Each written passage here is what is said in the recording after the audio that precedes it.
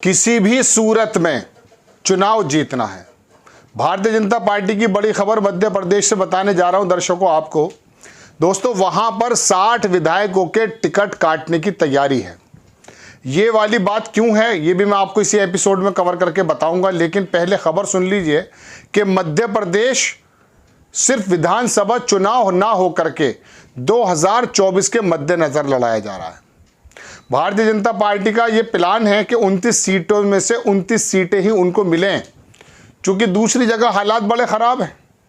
इस वजह से एंटी इनकम्बेंसी हो, शिवराज सरकार की नाराज़गी हो या कोई और वजह हो, कोई भी खतरा मोल लेने के मूड में भारतीय जनता पार्टी नज़र नहीं आती।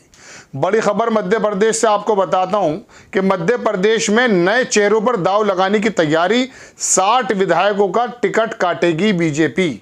सांसद भी लड़ेंगे विधायकी का। जो विधायकी का चुनाव है, कुछ ऐसा भी सुनने मारा कि 12 सांसदों का भी टिकट कट सकता है। बुजुर्ग जो नेता हैं उनको काटा जा रहा है, मतलब उनके टिकट को भी काटने की खबर है। अब प्रधानमंत्री जी 2029 तक या 2034 तक प्रधानमंत्री बने रहने की बात भी सुनने में आती है, लेकिन यहां अगर बुजुर्ग हो गया है कोई तो उसको कह दिया गया कि आप विधायकी लड़ें या आपका टिकट काटा जाएगा। बहरहाल वहां पर विधायकों के अंदर होड़ मची हुई है और जाहिर सी बात है 5 साल जब विधायक रह गए हैं या 10 साल विधायक रह गए हैं तो उनकी उम्मीद यही है कि हमने काम किया है, हमें टिकट मिल जाए। लेकिन लोकल नाराजगी दूर करने का सबसे शानदार तरीका भारतीय जनता पार्टी को यहीं से आता है। गुजरात के अंदर आपको मालूम है मुख्यमंत्री बदल दिए गए थे। चूंकि होता यूं है कि नाराजगी जो है वो मौजूदा विधायक से है, भाई मौजूदा अधिकारी से तो होती है ना नाराजगी, उसको हटा दिया जाता, रिफ्रेशमेंट कर दिया जाता, दूसरा नया चेहरा रख दो। कम से कम एंटी इनकम्बेंसी जो है, जो नाराजगी है वो थोड़ी कम भी नजर आती है। चुनाव जीतना है।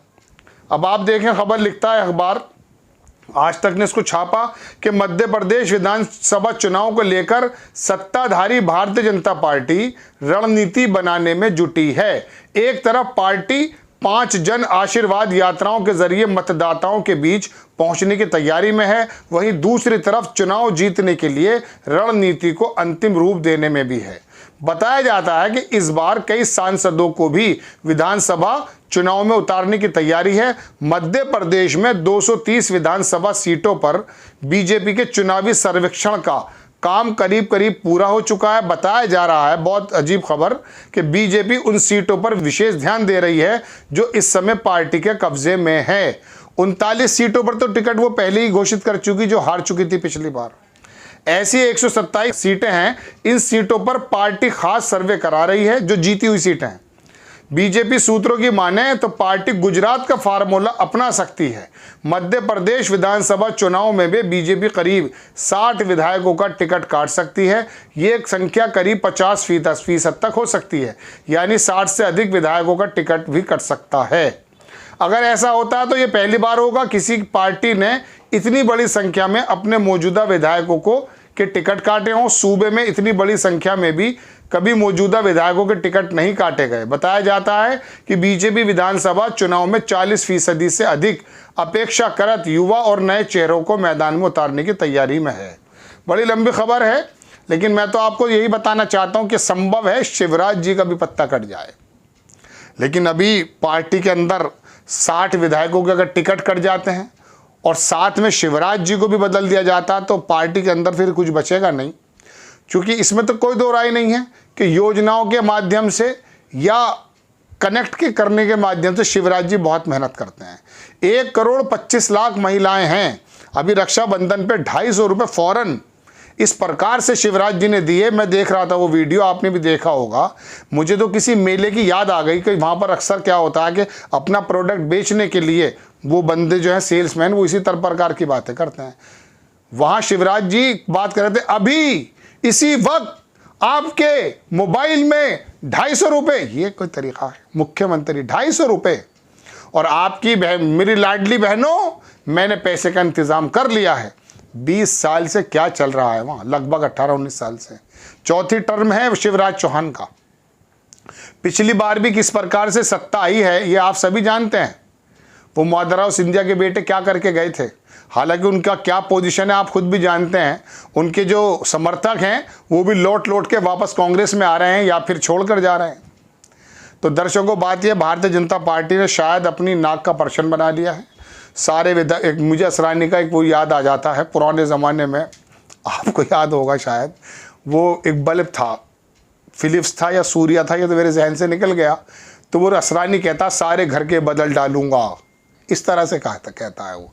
तो 60 विधायकों के टिकट, 60 विधायक बदल देंगे आप, सिर्फ इसलिए कि लोगों की नाराज़गी बढ़ रही है, ताकि नया चेहरा आ जाए, किसी हद तक एंटी इनकम्बेंसी जो है, नाराज़गी जो है वो थोड़ी कम की जा सके। लेकिन वो 60 विधायक अगर अपने अपने क्षेत्रों में 10-10 हज़ार वोट भी काट गए तो हालात क्या होंगे। तो दर्शकों, वहाँ पे तमाम चीज़ें कांग्रेस के पक्ष में नज़र आ रही हैं, लेकिन उसके बाद भी भारतीय जनता पार्टी को इस बारे में तो कहना ही भी चाहिए कि वाकई वो 24 घंटे 365 दिन काम करने वाली पार्टी है।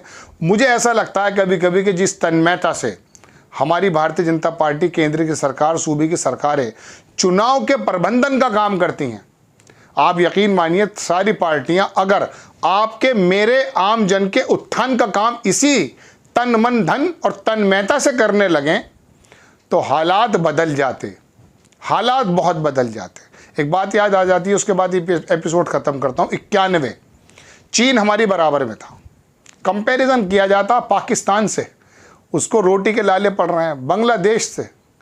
जो चीन हमारे बराबर में खड़ा था अर्थव्यवस्था के एतबार से, आज कहाँ पर है, सुपर पावर बनने जा रहा है।